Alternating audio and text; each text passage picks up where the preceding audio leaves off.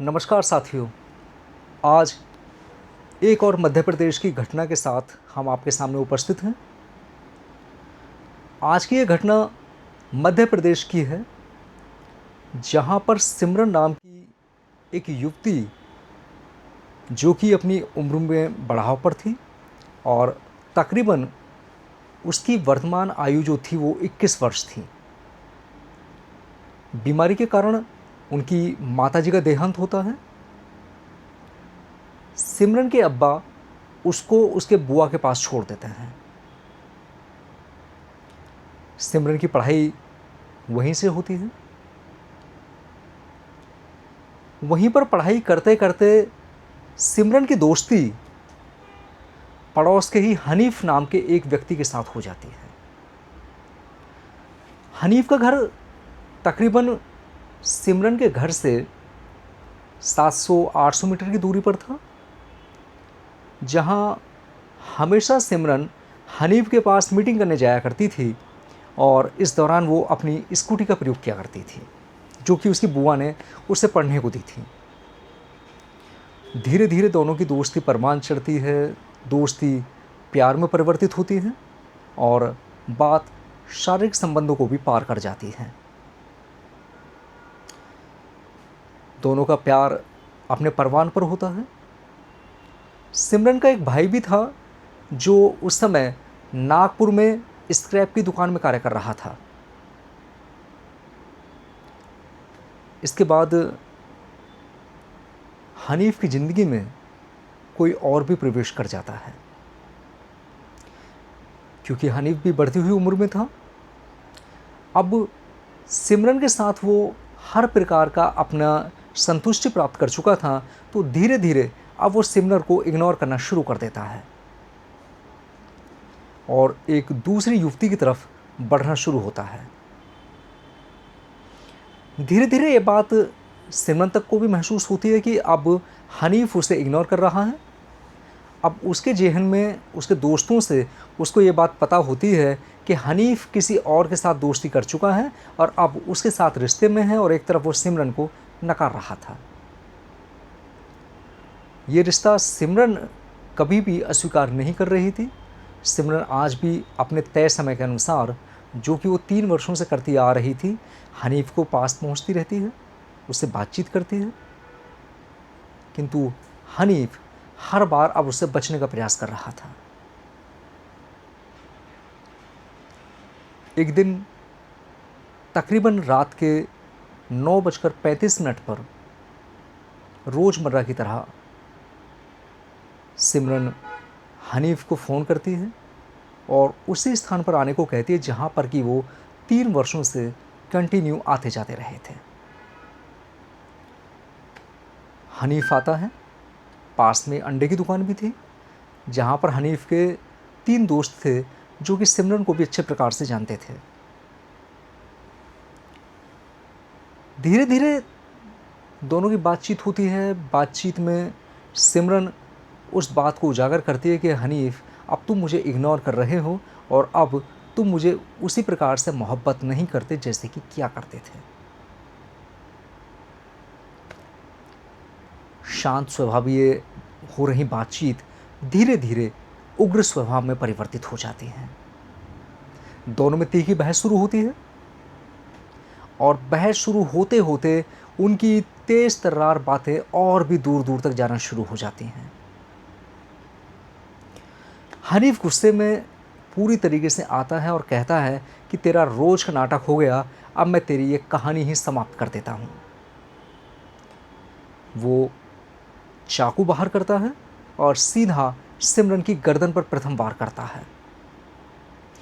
सिमरन की गर्दन से खूनों की फव्वार शुरू हो जाती है, किंतु हनीफ का गुस्सा अभी भी शांत नहीं होता। इसके बाद जब सिमरन धीरे धीरे ज़मीन पर गिरती है तो हनीफ ताबड़तोड़ उस पर 26 वार और करता है, जो कि उसके ब्रेस्ट, उसकी गर्दन, उसके सर, उसके चेहरे पर होते हैं और अंधेरे का फ़ायदा उठाते हुए वहाँ से फरार हो जाता है। अब समय था तकरीबन 10:30 बजे का। तीनों दोस्त जीशान, नासिर और अहमद। पूरा ये वाक़या देखते हैं। क्योंकि रात थी, रात का फ़ायदा उठाकर हनीफ मौके से फ़रार हो जाता है। आनन फानन में सूचना थाना अधिकारी को पहुंचती है, जहां पर कि जांच अधिकारी होती हैं प्रज्ञा। सचेतता से कार्य करती हैं। तीनों गवाह उन्हें इस बात का बयान देते हैं कि उन्होंने ही हनीफ को अपनी आंखों सामने सिमरन को मारते हुए देखा है। हनीफ को गिरफ्तार किया जाता है, गिरफ्तार करके कारागार भेज दिया जाता है। वहीं पर यह सूचना नागपुर में बैठे हुए उसके भाई पिंटू उर्फ शहजाद को दे दी जाती है कि उसकी बहन का मर्डर हो चुका है। बदहवास अवस्थिति में पिंटू उर्फ शहजाद अपने ऑनर के साथ घटना स्थान पर पहुंचता है। अपनी बहन को मृतक पाकर बुरी तरीके से वो भी टूट जाता है और एफआईआर दर्ज कराता है। क्योंकि तीनों गवाह थे, तीनों गवाह थाने में अपना बयान दर्ज कराते हैं कि हाँ, उन्होंने अपनी आंखों सामने ही हनीफ को सिमरन को मारते हुए देखा था। तो प्रज्ञा को इस बात की चार्जशीट बनाने में ज़्यादा परेशानी नहीं आती और उस व्यक्ति हनीफ को अरेस्ट करके कोर्ट में पेश कर दिया जाता है और साथ ही सारे बयान, सारी चार्जशीट कोर्ट में दे दी जाती है। किंतु सबसे बड़े आश्चर्य की बात तो ये होती है कि जब कोर्ट की कार्यवाही शुरू थी तो उसी समय तीनों गवाह अपना बयान चेंज कर देते हैं। वो कहते हैं कि अंधेरा था, उन्होंने स्पष्ट तरीके से नहीं देखा कि सिमरन को किसने मारा था। हनीफ का चेहरा स्पष्ट नहीं था और वो नहीं देख पाए कि सिमरन का मर्डर किसने किया था। उन्होंने कहा कि जांच अधिकारी प्रज्ञा ने जबरदस्ती उस व्यक्ति का नाम दिया था ताकि उसमें उस व्यक्ति को आरोपी बनाया जा सके, क्योंकि वो काफ़ी समय से सिमरन का बॉयफ्रेंड था।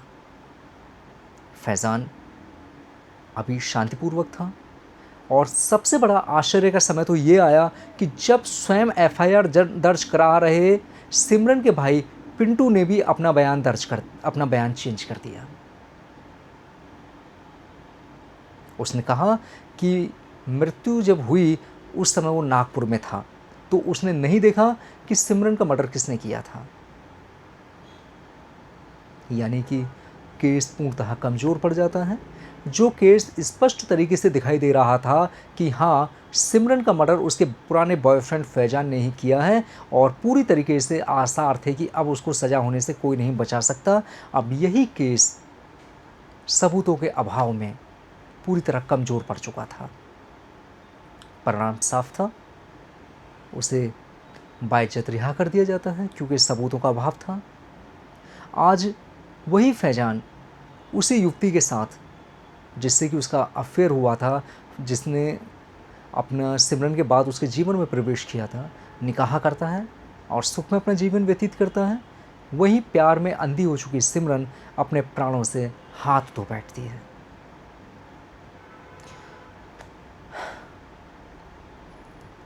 सावधान रहें, सतर्क रहें और अपने बच्चों को ऐसी शिक्षा दें कि वो इस प्रकार के झूठे प्यार में ना फंसें। ऐसी ही एक घटना के साथ हम पुनः आपके सामने उपस्थित होंगे। तब तक धन्यवाद। जय हिंद, जय भारत।